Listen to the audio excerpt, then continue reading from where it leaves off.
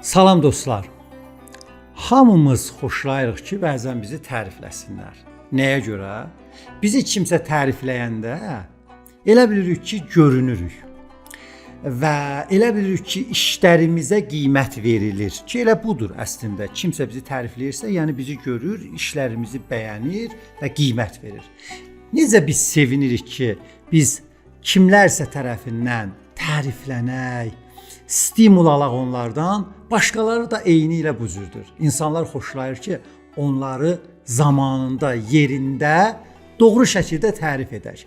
Mən istəyirəm sizlər üçün insanları necə tərif edək, onun faktorları nələrdir, bu haqda söhbət edəm.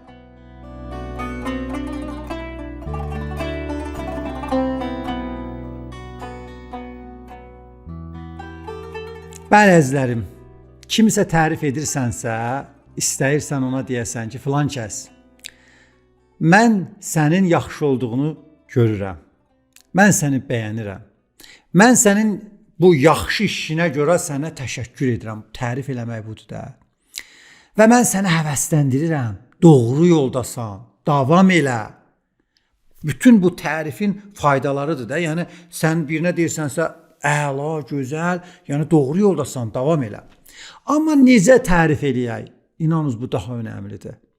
Yəni biz elə tərif eləyək ki, insanları, bizim o tərifimiz nəticə versin, effektiv olsun. Nəinki kənardan boş-boş söz kimi görsənsin və yaxud bəzən Allah eləməsin, yaltaqlıq kimi nəzərə alınsın.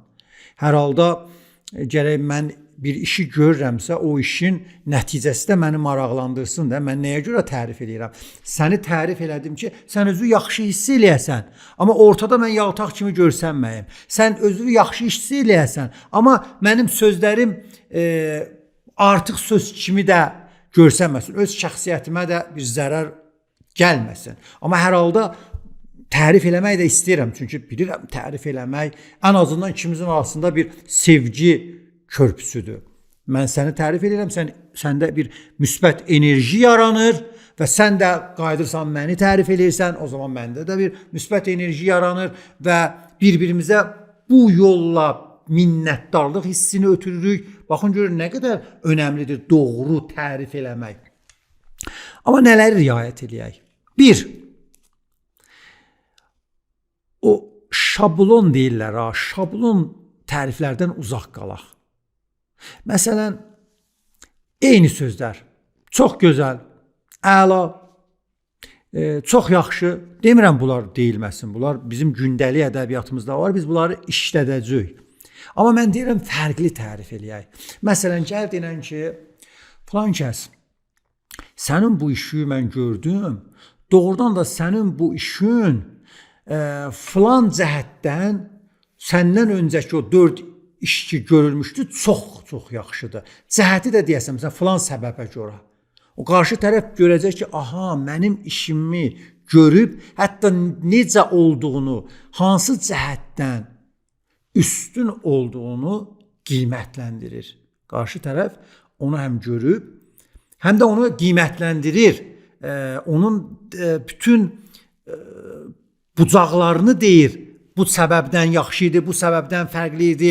Bəli, məsələn, birini tərifləyəndə bir var deyəsən, çox gözəlsən, bir var deyəsən ki, necə də gözəl baxırsan, necə də mənalı baxırsan. Bu tamam başqa bir tərifdir. Bir var deyəsən, gözəlsən, bütün deyəsən, bir var onun baxışın və baxışındakı o mənanı tərif eləyəsən.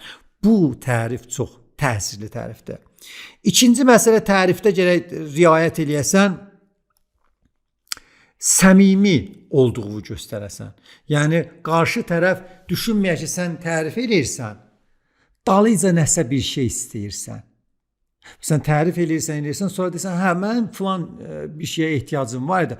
O başa düşəcəksən bütün bu tərifləri ona görə eləmişsən ki, məni bir manipulə eləyəsən, enerjim yuxarı gedə, məni hazırlamısan ki, o arzuvu məndən alasan.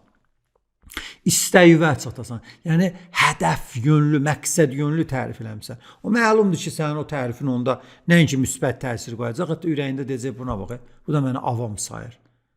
Boş-boşuna gəlib məni tərifləyib ki, axırda bunu məndən alsın. Narahat olur. Yəni qarşı tərəfin elə bilmək ki, heç nə bilmir, elə sən ağıllısan. Yox, onu görə riayət eləmək lazımdır. Üçüncü məsələ, tərif edirsənsə bir insanı ya onun etdiyi işi, sən onun zəhmətinə görə onu tərif elə. Nəinki nəticəyə baxasan ki, ola bilər nəticə ortada olmaya. Yəni bir insan tutaq ki, gedir idmana. Amma görürsən ki, bir nəticə əldə verməyib. Məsələn, 5 aydır, 1 ildir, 2 ildir idmana gedir. Amma bədən idmançı bədəni deyil. Ya məsələn, 1 ildir, 2 ildir hər hansısa bir kursa gedir, hələ də dili yaxşı öyrənə bilməyib. İngilis dilinə gedir, misal üçün. Sən gözləyim görüm, hələ danış görüm, yaxşı danışamırsan, sən heç nədə dayanda sən bir şey bilmirsən. Yox, sən bəzi insanların ola bilər istedadı zəif ola bilər hafizəsi zəif ola, müəyyən səbəblər ola bilərdi, amma zəhmətin çəkir. Lütfən bir insanı tərif eləyəndə, xüsusilə ata-analar, övladlarınızı tərif eləyəndə, müəllimlər, şagirdinizi tərif eləyəndə, müdir, işçivi tərif eləyəndə, bax onun çəkdiyi zəhmətə. Əgər o bütün zəhmətini ortaya qoyursa, deməli o zəhmətin çəkir. İndi hər hansısa bir səbəbdən nəticə vermirsə, o başqadır.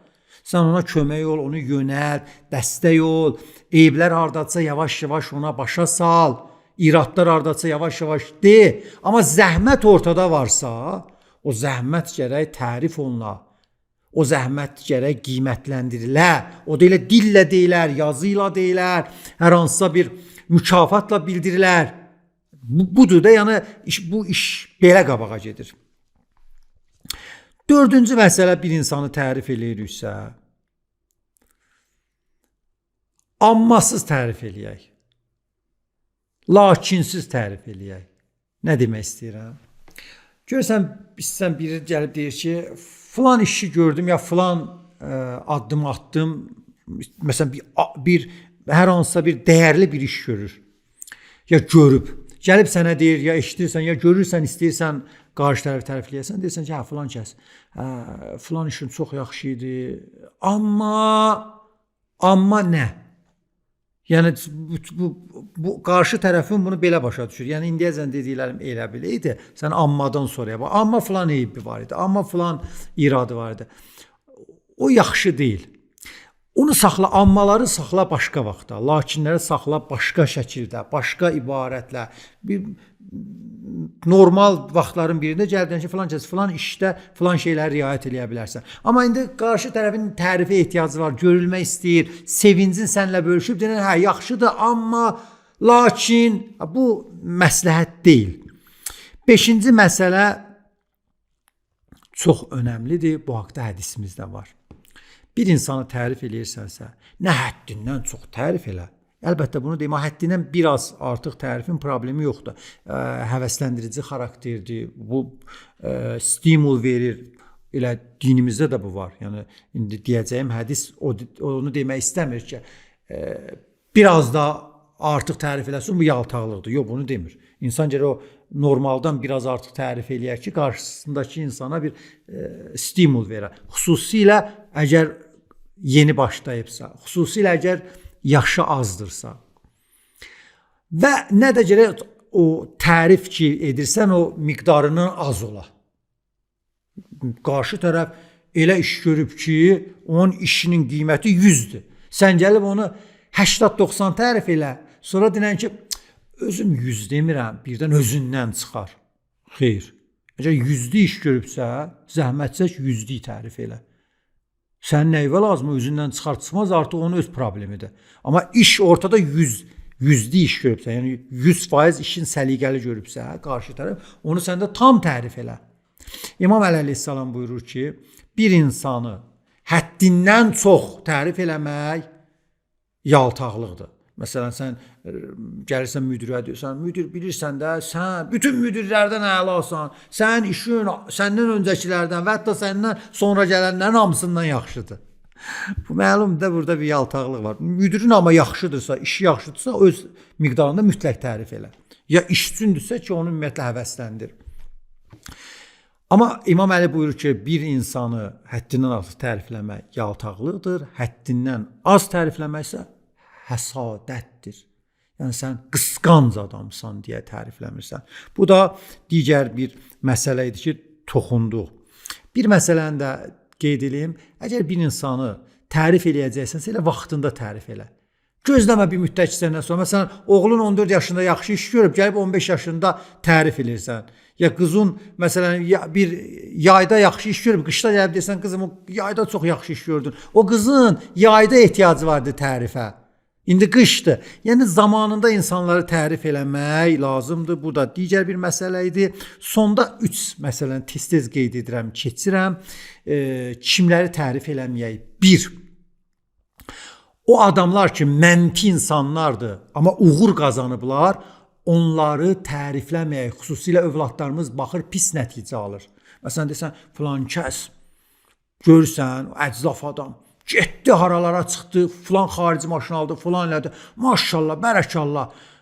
Filan pis işləri gördü, amma getdi filan xarici ölkədən özünə ev aldı. Övladın baxacaq deyəcək, ata-anam onu tərifləyir ha. Baxmayaraq ki, o haram yollardan gedib, amma görsən tərifləyir. Eləmə. 2. Heç vaxt kiminsə xanımın, öz xanımın yanında tərifləmə. Xanım, kiminsə kişisin öz həyat yoldaşının yanında tərifləmə, çox ciddi problemlər yarana bilər insanın qəlbində. 3. məsələ, başqalarının övladını öz övladınızın yanında çox-çox tərifləmiyoruz ki, sadəcə bunun bir dənə faydası olacaq. Onlar qısqanc insan olacaq, ola bilər biraz çalışsınlar. Amma ortada nə olacaq? Qısqanc və həsadət içində özlərin həqir, aşağı hiss edən övladlar olacaq. Bu işi görmürüz. Ümid edirəm bu mövzuda sizlər üçün faydalı oldu. Allaha əmanət qalın.